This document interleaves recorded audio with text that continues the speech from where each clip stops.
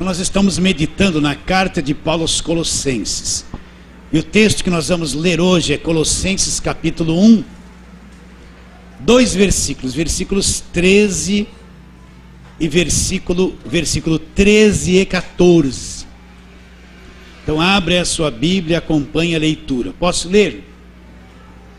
Então você tem que prestar bastante atenção na palavra. Isso é uma verdade revelada da nova aliança. Quisera que toda a igreja brasileira acreditasse nisso, como está escrito aqui, ó.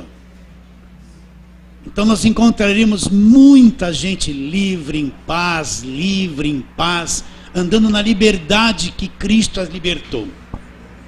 Então posso ler? Versículo 13 do capítulo 1 de Colossenses, olha lá. Ele quem? Jesus. O que ele já fez? Não é que ele vai fazer. Olha o tempo do verbo, já fez. Nos libertou de onde? Do império das trevas, do império inteiro das trevas.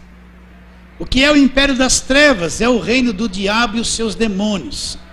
Então ele nos libertou do império das trevas e nos transportou para onde? Para o reino do Filho do seu amor, no qual, neste reino de nós estamos, nós temos a redenção. Alguma tradução diz pelo sangue. E os pecados e a remissão de todos os pecados. Vamos orar. Senhor, nós te adoramos. A verdade está aqui diante dos nossos olhos e no nosso coração, Senhor.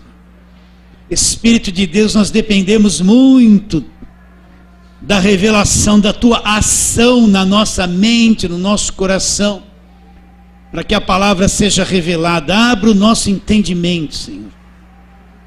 Nós cremos que assim será e oramos pela fé em nome de Jesus. Fala assim, amém. Então a pergunta de sempre: por que Paulo escreveu esta carta aos Colossenses? O que estava acontecendo com a igreja? Paulo estava numa prisão. Ele sabia o que se passava com a igreja, o que a igreja tinha permitido entrar nela. Então Paulo, preocupado, um apóstolo com uma visão de terceiro céu, um homem maduro que teve revelação de Jesus Cristo,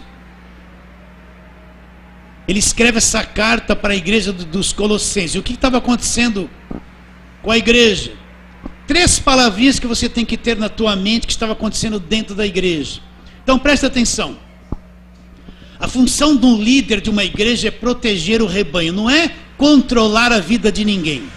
Não é saber quanto ganha SIC, RG, telefone, o que faz, o que não faz. Não é isso.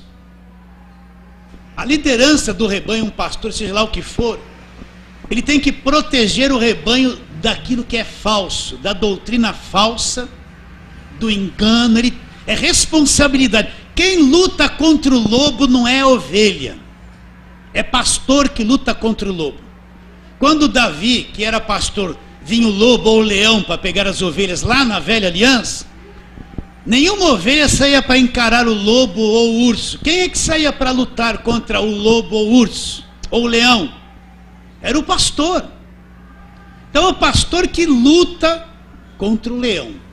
Para quê? Para proteger o rebanho e guardar a igreja, guardar a ovelha, as ovelhas do falso ensino, das coisas erradas. Quando o pastor não faz isso, ele adere à mentalidade religiosa do mundo, do sistema. Então ele vai abrir a igreja dele para ser infestada por qualquer tipo de doutrina, ser infestada por qualquer mentalidade religiosa do ambiente, da nação onde ele vive. Então é uma grande batalha permanecer, levar o rebanho a permanecer guardado, cercado e protegido, porque assim a ovelha vai andar segura. Você quer ver uma ovelha insegura? É aquela ovelha que está numa igreja, ela não sabe nem em que acredita, ela sai com uma rosa na mão, com um monte de óleo, e ela acha que o diabo está na vida dela o tempo todo, que ela é derrotada. É uma ovelha insegura, ela não sabe nem em que acredita, porque aí você vai ver a liderança é culpada, porque abriu a igreja para ser infestada com todo esse tipo de coisa. Então a liderança tem que proteger o rebanho, cercar vocês com a verdade. Não é controlar a tua vida, não é mandar em você, Não é saber o que você faz dentro da tua casa. Não, não é isso. Só salvo se você permitir que isso seja, aí sim. Mas a liderança é para proteger o rebanho do engano. Então o que aconteceu com essa igreja? Paulo está ausente. Então entraram 3 coisas nessa igreja, 3 palavrinhas que você deve trazer na mente. Primeira delas, asceticismo. O que é o asceticismo? É você trazer punição para você mesmo. São doutrinas que punem você, que trazem sofrimento, que te proíbem de um monte de coisas, né? Que trazem um controle sobre a sua vida. O asceticismo é um rigor ascético. Então você vê igrejas que controlam a vida das pessoas, punem elas por qualquer coisa que elas façam, trazem doutrinas pesadas, proíbem elas de tudo, ela não pode nem sorrir. Controlam a vida dela, sabem tudo da vida dela, tem carteirinha de membro, se quer RG, telefone, se é dizimista, se não é dizimista, é um controle total. E o povo é acuado, amedrontado, sofre por isso. É o asceticismo. Você quer ver outro tipo de asceticismo? Jejum. Na velha aliança se jejuava muito, mas na nova aliança jejum é uma obra morta, não está escrito tudo é possível para aquele que jejua, mas está escrito tudo é possível para aquele que acredita. Crer é muito mais que jejuar. Não está escrito que a fé vem pelo jejum, mas a fé vem pela palavra de Deus, não pelo jejum. Então o que é jejuar? Uma irmã aqui chegou assim, daqui da igreja, ela está aqui presente, vocês não sabem quem é, só eu. Ela falou assim: pastor, me fala um pouquinho sobre jejum. Eu falei: minha irmã, você está desobrigada, é obra de lei isso aí. Mas pastor, ela veio de um lugar que puseram na cabeça, tem que jejuar, jejum, poder, só que não muda de vida. E ela tem diabetes, fica um diabetes, uma pessoa que tem diabetes sem comer muito tempo, para ver como é que fica. Então asceticismo é isso, não esqueça. É trazer sobre você, através da religião, punição, sofrimento, tristeza, controle. Isso é asceticismo. Entrou na igreja dos Colossenses. Lá tinha alguns que tinham uma mente carnal e tinham um monte de visão. Nós vamos chegar lá. E ficavam controlando a vida de todo mundo com as visões que eles tinham na cabeça deles, e eram visões falsas. Outra coisa que entrou na igreja, outra palavrinha que você não vai esquecer, é o gnosticismo. O que é o gnosticismo? É você buscar uma experiência transcendental com qualquer coisa. Então você vê muita gente no meio da igreja que eles querem um Deus na carne. Eles querem se descontrolar, rodar, bater cabeça, fazer assim, roda. Eles falam que é um grande poder de Deus, mas não é o gnosticismo. Eles falam que é o Espírito Santo, mas apaga eles rodam, pulam, gritam, se descontrolam, vivem desordenados. Então está cheio de gente dentro da igreja que busca uma experiência sensacional com Deus. Eles querem fogo, quer ser queimado, tudo é fogo. Vocês estão entendendo ou não? Não importa a origem da experiência, mas eles, não interessa, se eu sentir alguma coisa, então eles estão assim: ai que arrepio, ai que calor, ai que fogo, ai que é isso, né? Aquela coisa, olha o anjo com a bandeja de prata, olha isso, olha aquilo. É só isso, exposição e ensino da palavra zero. É o gnosticismo. Também tinha entrado na igreja dos Colossenses. E a terceira palavrinha é o misticismo. O que é o misticismo? É uma mistura de todas as religiões, de objetos, de símbolos. É uma mistura, né?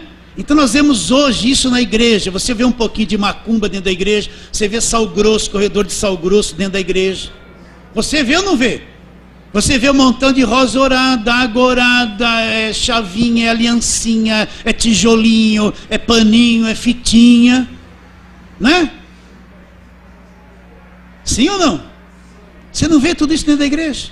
Isso é o misticismo, é uma mistura de coisas. Então você vê cultos que tem um pouquinho de macumba, eles invocam o nome do demônio para o demônio se manifestar. E vai se manifestar muito, porque eles chamam por eles. Sim ou não? Não é? E acende uma chama lá não sei do que, e põe uma sarça no altar, que quem tocar na sarça, e bebe uma água, e toma um tal de banho de descarrego, é um monte de invencionice. Aí você vê, tem um pouquinho do catolicismo, um pouquinho do espiritismo, um pouquinho da macumba lá, não tem um pouquinho da macumba, né? E depois tem um pouquinho de Jesus. E quando isso acontece com a igreja perde Cristo de vista, não consegue crer em Cristo. Ela vai crer nessas coisas. Fala para ela, você acredita só em Jesus Cristo? Larga isso, joga isso fora. Não, isso é abençoado, é orado, é ungido. Ela não tem fé em Jesus Cristo. Essas três coisas entraram na igreja. Fora os que estavam lá, que queriam levar eles de volta para a lei. Então, o que Paulo sabia que isso estava acontecendo com eles. Então Paulo vai escrever esta carta para tentar ajudá-los a centralizar Cristo. Eles perderam o Cristo de vista. Quando a igreja se abre para qualquer tipo de doutrina e entra tudo ali, eles perdem Cristo de vista. Eles vão acreditar mais no homem. Eles passam por o homem na frente de Cristo. Eles vão acreditar nas coisas oradas que vão distribuir. Eles vão ficar na mão dos reveladores o tempo todo. Eles vão ficar controlados por liderança. Eles vão ficar... No fim você vai ver, a pessoa parece que está seguindo Cristo, ela está seguindo uma organização, um monte de costume, de coisas, está controlada, crendo naquilo que não é Jesus Cristo. Perde Jesus Cristo de vista. Você quer ver uma igreja boa? É aquela que centraliza tudo em Cristo, na obra dele na cruz. O centro de tudo é isso, não é outra coisa. Não é outra coisa. Isso é uma igreja que pode se confiar. Mas quando a igreja está edificada sobre a revelação do homem, sobre o nome de um apóstolo, edificado sobre tradições, está correndo risco, não está entendendo o que é o evangelho. Então Paulo viu esse problema na igreja, ele vai escrever essa carta, para quê? Para corrigir tudo isso que está acontecendo com eles. Entende? Então agora no versículo 13 ele vai começar a centralizar Cristo e a obra de Cristo na cruz a nosso favor. Nós falamos da oração que Paulo fez por todos eles, para que eles tivessem entendimento espiritual, sabedoria. Paulo viu que eles eram imaturos ainda e permitiram que isso entrasse na igreja por falta de conhecimento da verdade. Então agora Paulo ora por eles, e agora Paulo vai mostrar quem é Jesus Cristo. Porque eles estão se afastando de Cristo e fazendo culto para anjos? Porque eles estão se afastando de Cristo e aceitando o misticismo? Porque eles estão descentralizando Cristo e crendo no monte de anjos que foi criado por Jesus Cristo. Então agora, a partir do versículo 13, Paulo começa a dizer o quê? A grandeza da obra de Cristo na cruz. Então entenda isso. Tudo que Deus tinha que fazer em favor do homem foi feito na cruz. Toda libertação que o homem precisa vem da cruz e do sangue derramado. Tudo. Às vezes a pessoa está assim, Deus me liberta, mas ela não acredita que na cruz ela foi liberta. Não acredita que Deus me liberta, mas não acredita que o Cristo Redentor foi pregado ali, é Ele que redime da escravidão. Não entende isso, não acredita. Então o que diz no versículo 13 de Colossenses 1? Ele vai começar a falar da grandeza da obra de Jesus Cristo. Então ele já vai abordar o inimigo. Olha lá o que ele fala. Ele, Deus, Jesus Cristo, o que ele fez? Nos libertou, nos tirou da potestade, da autoridade das trevas, nos tirou, nos libertou do império das trevas. Então você já ouviu falar isso 1000 vezes, vai ouvir 1001. Então quando a pessoa crê em Jesus Cristo de verdade, ela entende o evangelho, ela nasce de novo. O que acontece com essa pessoa? Deus arranca ela do império das trevas, tira, ela passa a ser filho, ela passa a ser de Deus. Deus arranca ela do império das trevas. Ela poderia ser uma macumbeira, uma feiticeira, um ladrão, seja lá o que fosse, mas quando ela crê de verdade e nasce de novo, ela é arrancada pelo próprio Deus da mão do diabo, do império inteiro das trevas. Todo crente que nasceu de novo, você tem que crer, é pela fé.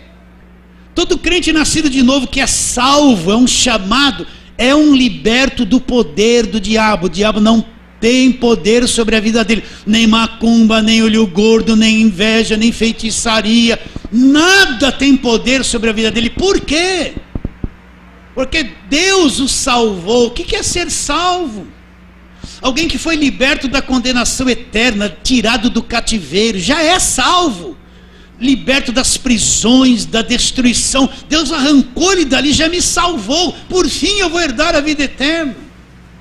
Então quando a pessoa crê, por isso que a coisa mais importante, aquelas pessoas chegaram para Jesus e falaram assim: o que devemos fazer para realizar as obras de Deus? Eles pensavam assim, que Jesus ia dizer, faz isso, faz aquilo, faz um monte de coisa. Mas Jesus disse assim para eles: a obra de Deus é essa, que vocês acreditem naquele que por ele foi enviado. É acreditar em Jesus Cristo. Essa é a obra de Deus. Então a maior coisa que a gente pode fazer por alguém é pregar o evangelho e ela acreditar em Jesus Cristo. Porque quando ela acredita, não é assim, aceita Jesus, aceita. Não é assim, você aceita Jesus, levanta a mão. Nunca vi no Novo Testamento alguns apóstolos fazer isso. Levanta a mão, você quer aceitar Jesus, levanta a mão. Nunca vi isso, nunca vi apelo lá. Agora eu vi sim em Atos 2, quando Pedro está falando, aquelas pessoas com o coração compungido, elas vêm, o que nós vamos fazer? Se une, porque é Deus que faz a obra, não é o homem. Quando Deus revela a verdade, a pessoa vem por si mesma, ela vem, ela é arrancada, ela vem. Vem ou não vem? Você não veio? Então a coisa mais linda que Jesus Cristo fez, entre outras, nos libertou do império das trevas, nos tirou da mão do diabo, nos libertou da escravidão. Você não precisa ter medo de macumba, de olho gordo, de inveja, de feitiço, porque tem cultos que só promovem isso, eles te põem na mão de todas essas coisas, para você fazer a campanha para se libertar. Eles nunca terão coragem de pregar isso abertamente, nunca, nem eles crêem. Então Paulo está dizendo para os colossenses: vocês estão acreditando em fetichezinhos, vocês estão aí buscando experiências gnósticas, vocês estão aí no asceticismo. Sabe quem é Cristo? É o que te libertou do império das trevas, já fez isso, e não somente isso, nos transportou para onde? Para o reino do Filho do seu amor. Além de libertado, você foi transportado para o reino do Filho do seu amor. Você acredita nisso? Agora não foi pelo teu poder que isso aconteceu, não foi pela tua sabedoria. É Deus que fez isso por você através de Cristo na cruz do Calvário. Agora, se você não entende isso, não crê, é uma coisa duvidosa, estranha, lhe traz desconfiança, né? Mas que você foi liberto do império das trevas, foi. Agora, pastor, como o senhor pode me provar isso? Então vamos trabalhar na palavra de Deus, vamos lá. Gênesis capítulo 3, vamos lá. A primeira palavra que Deus deu contra o diabo ali em Gênesis 3, versículo 14 e 15. O homem pecou, comeu do fruto, a terra entrou debaixo de maldição, eles se esconderam da voz de Deus, fugiram, e aqui Deus está amaldiçoando a serpente, que é Satanás, lá na velha aliança. Olha aqui, versículo 14 do capítulo 3 de Gênesis. Então o Senhor Deus disse à serpente: visto que isto fizeste, maldita és entre todos os animais domésticos, e o és entre todos os animais selváticos. Rastejarás sobre o teu próprio ventre e comerás pó todos os dias da tua vida. Agora presta atenção no versículo 15, é uma promessa. Porém inimizade entre ti e a mulher, entre a tua descendência e o seu descendente. Este te ferirá a cabeça e tu lhe ferirás o calcanhar. Então o que Deus fala para o diabo? Olha, vai haver uma inimizade entre o descendente da mulher e você. Vai vir alguém da semente da mulher e haverá uma inimizade entre você e ele vai te ferir na cabeça. Lá já no comecinho Deus prometeu isso. E você vai feri-lo no calcanhar. Então qual a palavra de Deus para o diabo? Que a mulher produziria alguém, viria uma semente dela, e essa semente feriria, você tem que crer, feriria o diabo, a cabeça do diabo, feriria a cabeça do diabo. O meu pai morreu com um derrame. Meu pai foi um militar do exército, ele foi major do exército, um homem muito forte, né? Mas depois foi ficando velho e tal. E eu lembro que quando eu fui visitar meu pai no hospital, eu já era casado, estava fora de casa, eu cheguei, ele estava todo torto. Não falava mais, estava todo tortinho daquele jeitinho. Ele teve um derrame numa parte do cérebro que paralisou aquela parte do corpo que essa parte do cérebro comandava, controlava, né? Se é do lado direito, paralisa do lado esquerdo. Se aconteceu o derrame do lado esquerdo, paralisa do lado direito. E se dá um derrame total nas duas partes do cérebro, o corpo todo é paralisado, entra numa coma, perde o controle de tudo, está neutro a respeito da vida, sim ou não? Agora, Deus disse para Satanás que ele seria ferido na cabeça. E ele não foi ferido na cabeça? Foi. Por quem? Pelo Senhor Jesus Cristo. Você tem que crer nisso, presta atenção. Se no corpo humano, quando alguém é ferido no cérebro, mata o corpo, e Jesus, a semente da mulher, Jesus Cristo nasceu em forma de homem, o verbo se fez carne, ele feriu o diabo na cabeça, o corpo do diabo todo é paralisado, é neutro, é fracassado. Uma pessoa que tem derrame já não fala mais direito, não pensa mais direito, a coisa é descoordenada, sim ou não? Agora, você acredita que o diabo foi ferido na cabeça ou não acredita? Você pensa que o diabo está com essa bola toda? Eu não sou pregador do diabo, sou pregador de Jesus Cristo. Porque o pregador do diabo só fala dele, só exalta ele, põe medo em todo mundo, atormenta a cabeça de todo mundo e não mostra a vitória da cruz, esconde. A vitória é a campanha que ele vai fazer. Agora, quando Cristo vai para a cruz, onde se cumpre esta palavra que o diabo foi ferido na cabeça? Onde se cumpre? Já aconteceu isso ou não? Deus lançou uma palavra em Gênesis 3, milhares de anos antes de Jesus vir à terra. Todo o Velho Testamento não aconteceu isso. Mas num certo período de se cumprirem a plenitude dos tempos, Deus enviou Jesus aqui na terra. E um dia Deus se fez homem e nasceu aqui em forma humana. A semente da mulher veio. Ela veio, Gênesis 3,15 se cumpriu aqui na terra. Essa semente, por isso Jesus teve que nascer de mulher. Ele tinha um pai espiritual, mas uma mãe, ele precisava de um corpo físico igual ao nosso. Ele teve uma mãe humana, física. Mas a genética de Jesus Cristo era de Deus, a genética dele era de Deus. Então era Deus que nasceu em forma de homem aqui na terra. A semente veio, uma criança nasceu aqui na terra, o Filho de Deus que é Deus.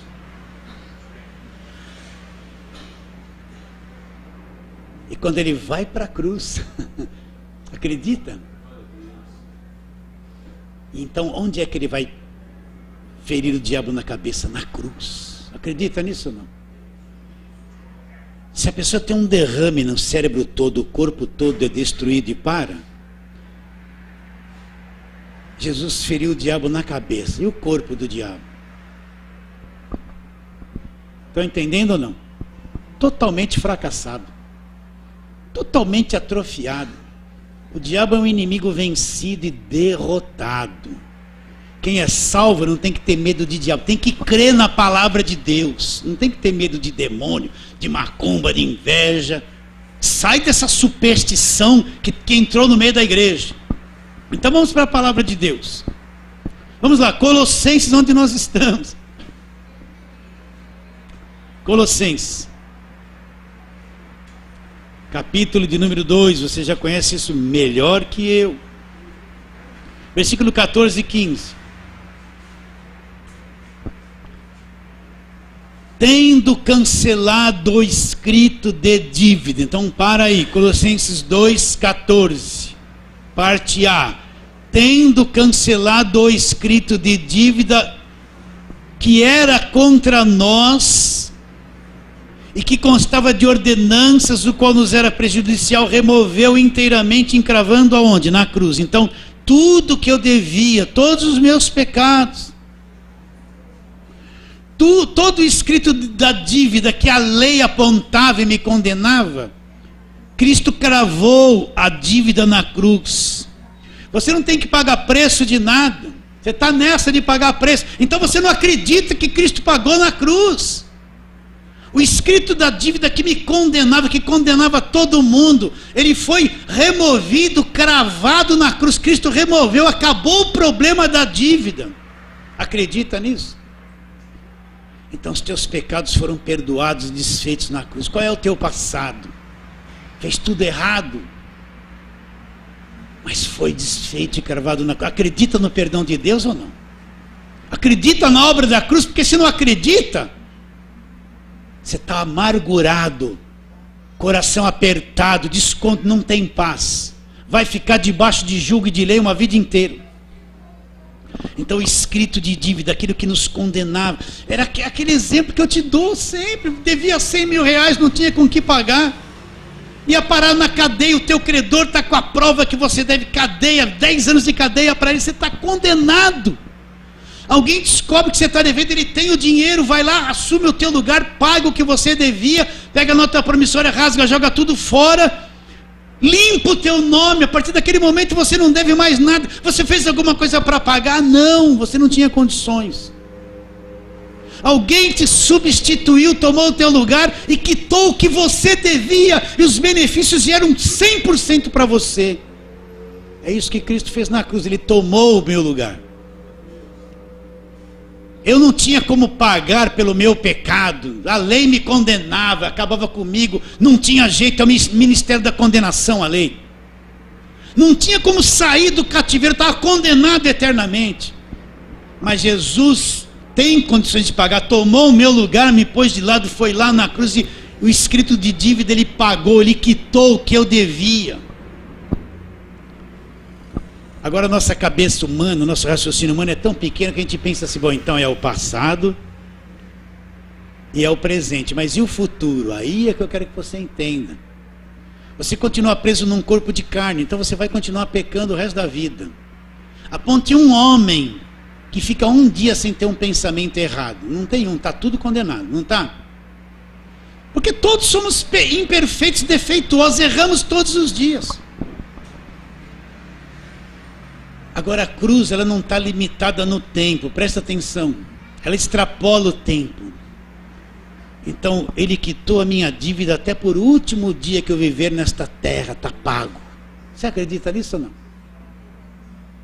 Então por isso que eu tenho o perdão, se eu pecar eu me volto para Deus, Senhor, pequei, e o sangue de Jesus faz o quê? Me purifica de toda injustiça, porque já está pago. Então ele quitou a minha dívida por toda a minha existência, não é só passado e o presente, mas o meu futuro ele garantiu através do seu sangue derramado na cruz do Calvário.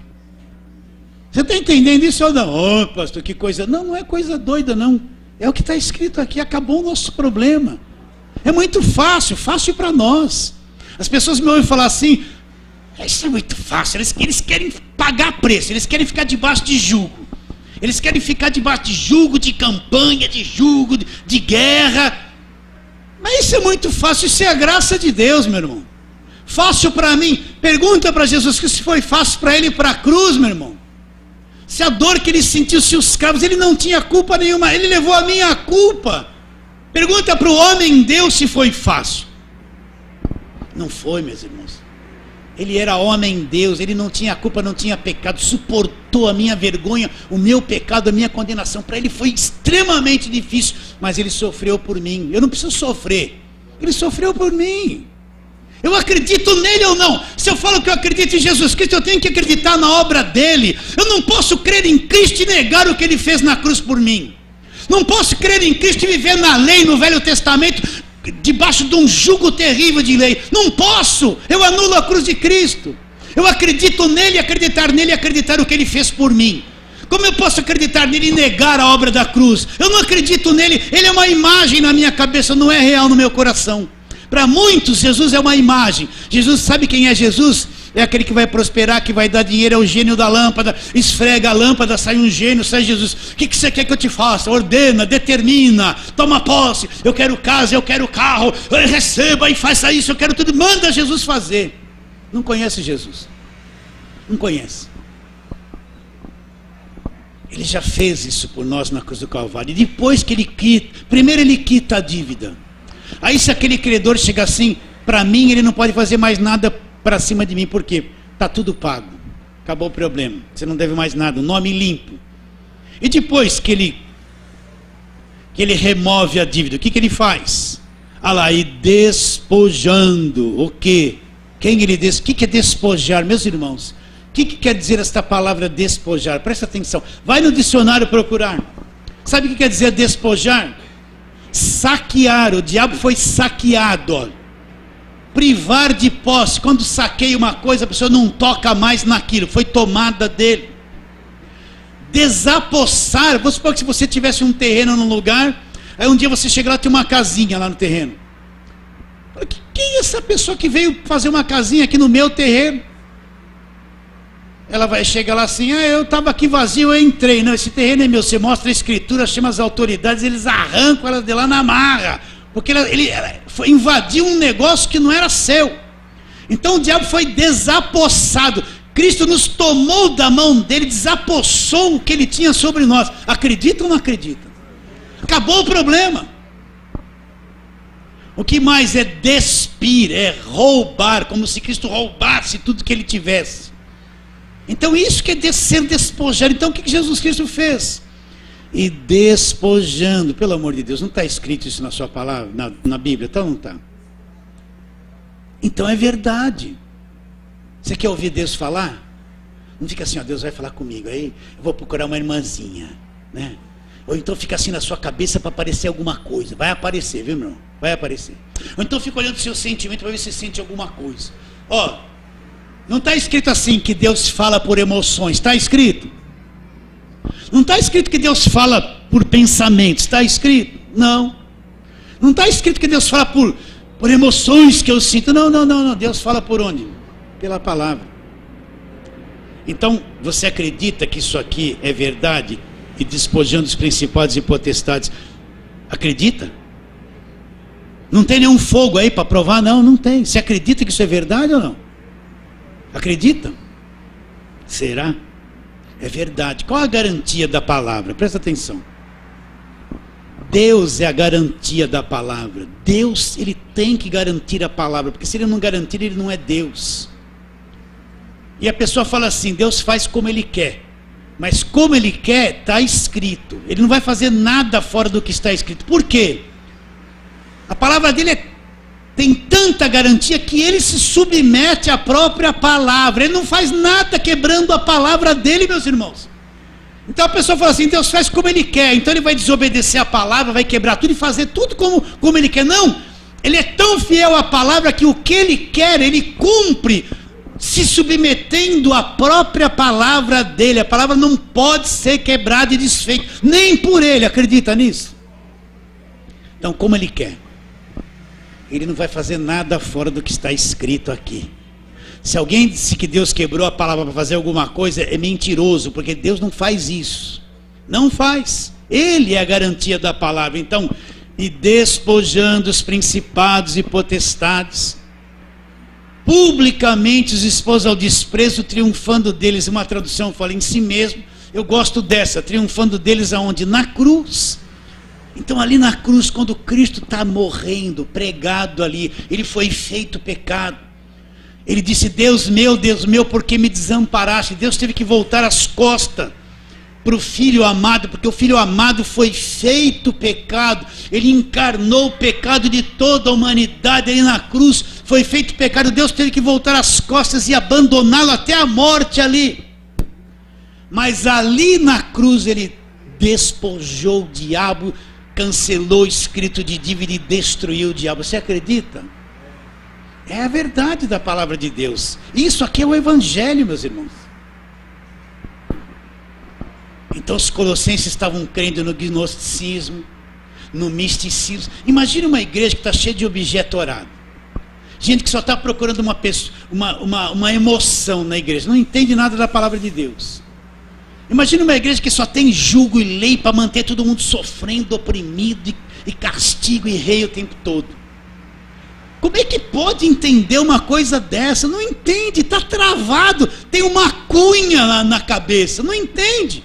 Eles vão ter o medo do diabo, eles vão exaltar o inimigo, só falar do inimigo, tudo é o inimigo, vão ameaçar todo mundo. Uma igreja debaixo de ameaça. O que é uma igreja debaixo de ameaça? Aquela igreja que fala tanto do diabo, põe tanto medo na cabeça das pessoas, que as pessoas vivem assim, né? Aí ela está assim na casa dela, bateu um ventinho, mas bateu a porta. Pum, é o demônio. É o demônio, né? Mas é verdade, está cheio de gente assim. Sim ou não? A irmã olhou assim, tinha um pano de prato pendurado. E tinha lá um desenho, ele olhou assim. É o demônio no pano de prato. Tudo é o demônio, porque ela vem de igreja assim, a cabeça dela é isso. Vai falar para ela que o diabo é derrotado, ela não crê. Vocês entendem isso ou não? Pessoas assim andam na rua, ficam até arrepiadas, bate um ventinho meio frio. Eu estou tranca a rua aqui, ó. Supersticiosa para tudo, né? Eu fui visitar um irmão, aí tinha uma vizinha na casa dele, da vizinha do lado. Sabe o que essa vizinha estava fazendo? Ela foi na igreja dela e trouxe um monte de sal grosso ungido. Então ela estava numa laje jogando sal grosso ungido na casa do vizinho, porque não se dava com o vizinho para expulsar o diabo dele. Ué, mas na igreja dela se ensina isso, não ensina a vitória, ensina essas coisas. Eu não estou falando mal da igreja, eu tenho que te proteger, te dar segurança. Então imagine um povo que vive assim, vive atormentado, não tem paz, vive em conflito, tem medo de tudo, né? Uma irmã orava assim: ó Deus, agora eu vou dormir, põe um anjo em cima do meu telhado, um atrás, um na frente e dois dos lados. Essa era a oração dela. Medo o tempo todo, medo o tempo todo. Como é que tem segurança de salvação? Como é que tem paz? Como é que tem alegria de ser salvo? Não tem, meus irmãos. Vive numa guerra, num tormento. Aí se dá uma dorzinha de barriga, ai meu Deus, é o diabo. Não é isso que você ouve direto? Caiu o martelo no dedinho, ele que é o culpado, que mandou pôr o martelo ali. Está amarrado, demônio, martelo. Não é isso? Você já não fez isso umas 1000 vezes? Eu já. Nossa, que escravidão. Mas aquele crente que está na graça, que conhece quem é Jesus Cristo poderoso, que sabe o que Jesus Cristo fez na cruz, não precisa sair de casa assim: ó Senhor, me guarda, me livra, acampa teu anjo ao meu redor, me livra do homem de sangue. Não precisa nem orar para sair de casa. Ó Senhor, o Senhor está comigo sempre, eu vou sair na maior alegria. Não vou ficar nessa oração de medo: me guarda, me livra, põe um anjo, faz isso, me cobre com teu sangue, né? Tem essa segurança ou não? Então ali na cruz, meu irmão acredita nisso. E despojando os principados e potestades. O que é despojar? É saquear. O diabo foi saqueado, a sua autoridade foi tomada. Os que creem são tomados das mãos dele. E quando é tomado, Deus priva ele de posse. Ele não pode tocar naquilo que foi resgatado pelo Senhor Jesus. Foi desapossado totalmente pelo Senhor Jesus, despido da sua autoridade pelo Senhor Jesus, roubado de tudo que ele tinha pelo Senhor Jesus. E despojando os principados e potestades, publicamente os expôs ao desprezo. Olha, que público era esse? Quando Jesus está na cruz, tem lá uns fariseus, tem lá os discípulos olhando e chorando que ele está lá. Mas está dizendo que publicamente isso foi exposto. Todos os demônios viram o diabo ser derrotado, ferido na cabeça, despojado. Os demônios sabem disso, todos eles são fracassados. Agora eles querem que a igreja não creia nisso, que a igreja tenha medo deles, aí exalta o poder deles. Os demônios todos foram despojados, principados e potestades, o diabo e todas as suas autoridades foram despojados. Eles estão na lona, mas eles não querem que a igreja creia, porque a igreja dá força para dizer aos demônios, tudo é o demônio e o diabo. Tem medo do diabo. Então, a semente da mulher profetizada lá em Gênesis 3,15, um dia ela nasceu. O Verbo se fez carne, Deus assumiu a forma de homem. Ele não nasceu de uma gravidez comum entre um homem e uma mulher pecadora. Deus, pelo Espírito Santo, veio e gerou Jesus no ventre de Maria. A genética dele é uma genética de Deus. O sangue dele é um sangue de Deus. Deus não tinha sangue. Mas quando Cristo se encarnou, Deus passou a ter sangue na pessoa de Jesus Cristo. A coisa mais linda. E este sangue puro, que não tinha pecado nenhum, é o sangue da nova aliança derramado na cruz. Se iniciou o Novo Testamento. Por isso que eu afirmo que a igreja não está na lei, está no Novo Testamento. Não está debaixo de jugo de lei. Não adianta fazer campanha de Jacó, de José, rodear a muralha e mandamento. Aquilo tudo acabou. Começou a nova aliança no sangue de Jesus. Acredita? Ou a cabeça está em interrogação? Sabe por que está assim? Porque não entende o Evangelho. Não foi revelado ainda. Então esse sangue puro, olha, entenda isso, queridos. O homem transmite a sua genética, o seu grupo sanguíneo, quando gera uma criança no ventre de uma mulher, passa o sangue dele para aquilo. Se fizer um DNA, de fato esse aqui é o pai, é o mesmo grupo sanguíneo. Você é o pai, não tem como escapar. Jesus tinha uma mãe física, mas ele não tinha um pai humano, pecador. O pai dele era Deus. Então, Deus transmitiu uma semente perfeita no ventre de Maria e gerou Jesus lá. E Jesus recebeu uma genética sanguínea, um grupo sanguíneo de Deus. O sangue dele não era como o nosso sangue de pecador, era um sangue de Deus. Por isso que esse sangue nos lavou, nos redimiu, nos comprou, estabelece uma nova aliança. Acabou o problema. Eu acredito ou não acredito nisso? Era o sangue puro. E o diabo foi derrotado por esse sangue. Acredita nisso ou não? E ali na cruz, a serpente é ferida na cabeça. Teve o derrame. O diabo e todos os seus demônios, que é o corpo dele, ficaram tudo arrasados, destruídos. Só que eles trabalham na mentira. Ele é mentiroso, ele é o pai da mentira, ele é o criador da mentira, Jesus Cristo diz. Então qual é a mentira que ele trabalha? É que ele quer que as pessoas creiam que não é nada disso.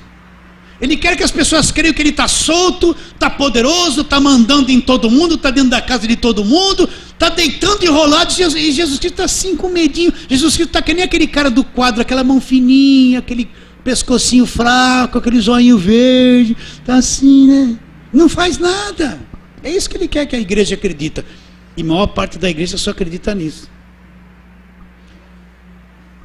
Então, Paulo está dizendo o quê? Vocês se voltaram para o misticismo, Colossenses? Vocês estão se voltando para o gnosticismo, buscando experiências de Deus na carne? Deus é espírito? Vocês estão aí debaixo do asceticismo, se matando de ficar sem comer, pagando preço, doutrina pesada que te controla, que te oprime, que traz sofrimento? Perderam o Cristo de vista. Ele nos libertou do império das trevas. Vocês estão deixando que nos libertou do império das trevas para ficar crendo em rosinha, em coisinha, crendo numa irmãzinha. Aí estou revelando, não leu nem o Novo Testamento, ainda vê tudo. Crendo nessas besteiras, dominado por gente assim. Perderam o Cristo de vista. Então Paulo escreve essa carta para quê? Para trazê-los de volta. Olha o que vocês estão fazendo. Se infiltrou na igreja esse monte de coisa errada e vocês abriram o coração para isso. Estão ficando cegos. Volta para Cristo, Ele nos libertou do império das trevas, totalmente. Agora é pela fé. Você pode sair daqui essa noite crendo totalmente livre. Eu sou totalmente livre. Você é totalmente livre? Está escrito. Eu vivo isso agora, eu não estou esperando para ser, não. Eu não estou assim, me liberta, Senhor. Não. Obrigado, Senhor. Já me libertou. É isso que, essa fé que Deus quer encontrar no nosso coração. Não é essa fé humana que é propagada por aí. O que é a fé humana? A fé humana se você está desempregado, você está doente, você está precisando de dinheiro, você quer arrumar um namorado, você quer casar, né? Então promete um monte de coisas humanas para as pessoas. Agora vem aqui na igreja que eu vou dar uma rosa do amor para você.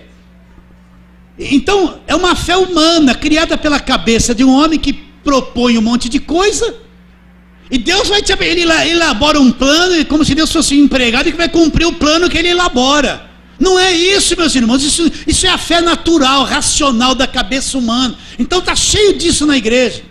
As pessoas inventam umas coisas, chamam todo mundo para ir lá, porque se elas fizerem o que ele está propondo, Deus vai abençoar. Não está nem no evangelho que ele está propondo.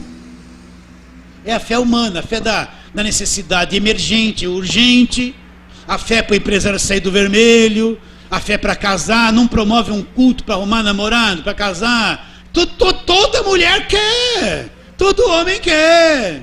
Aí pega aquelas músicas estrangeiras que falam de amor, né? Canta um pouquinho, fica todo mundo inspirado. Daqui a pouco está cheio de revelação de namorado. Está todo mundo se olhando. Vai dar no breu. Isso é evangelho? Não é. Isso é a fé humana. A fé evangélica é o seguinte: eu leio aqui, creio como está escrito, e isso eu vou viver o meu dia a dia, firme na verdade. Acredita ou não?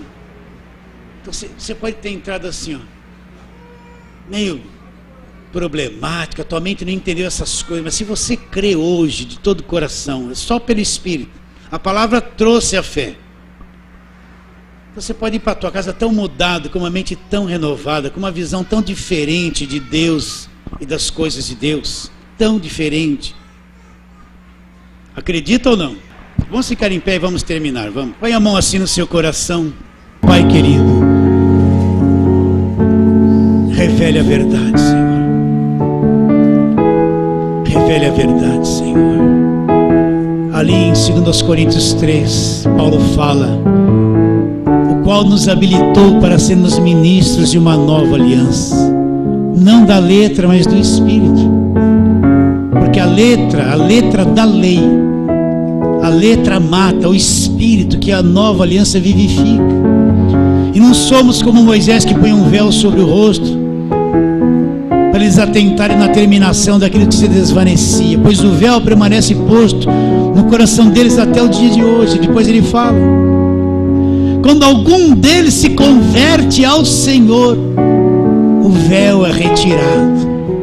E ele fala: o Senhor é o Espírito, e onde está o Espírito do Senhor, aí a liberdade. Liberdade do que? Da lei. Assim, Espírito Santo opera no coração de todos. Que o véu seja rasgado definitivamente, se ainda é preciso, Senhor. E abra o nosso entendimento, os problemas de cada um, a bênção que cada um precisa estar nas tuas mãos. E segundo a tua sabedoria, o Senhor nos dará no tempo certo. Sim, declaro a bênção sobre todos pela fé, em nome de Jesus. Senhor, nosso Deus e nosso eterno Pai Celeste, é em nome do Senhor Jesus Cristo que nós entramos diante da tua santa e bendita presença, Santo Deus, para abençoar, Senhor, para pedir a tua bênção e abençoar a vida do nosso pastor, nosso irmão querido, Senhor, que tem feito por muitos, e mesmo aqueles que não são desta igreja, Senhor, que muitas das vezes nem frequentam o culto dele, mas ele tem zelado pela boa obra de Cristo na vida de todos nós, Senhor. Nós te agradecemos em nome do Senhor Jesus Cristo pela vida do teu servo, pela vida da tua serva, Senhor. Te agradecemos por tudo em nome do Senhor Jesus Cristo, e pedimos a ti, Senhor, que o Senhor continue abençoando ele cada vez mais e mais, dando valentia para que ele venha falar a verdade, Senhor, mesmo que venha ferir os interesses de alguns que estão contra o seu verdadeiro evangelho. Santo Deus, protege ele, guarda ele em nome do Senhor Jesus, seja com ele na entrada, na saída, na permanência de qualquer lugar, Senhor, que nenhum mal lhe suceda, Senhor, e todas as bênçãos sejam dadas para eles por merecimento conquistado, Senhor, não adquirido. Eu te agradeço, nós te agradecemos em nome do Senhor Jesus Cristo, Filho do teu amor, aquele que vive e reina por toda a eternidade. Amém.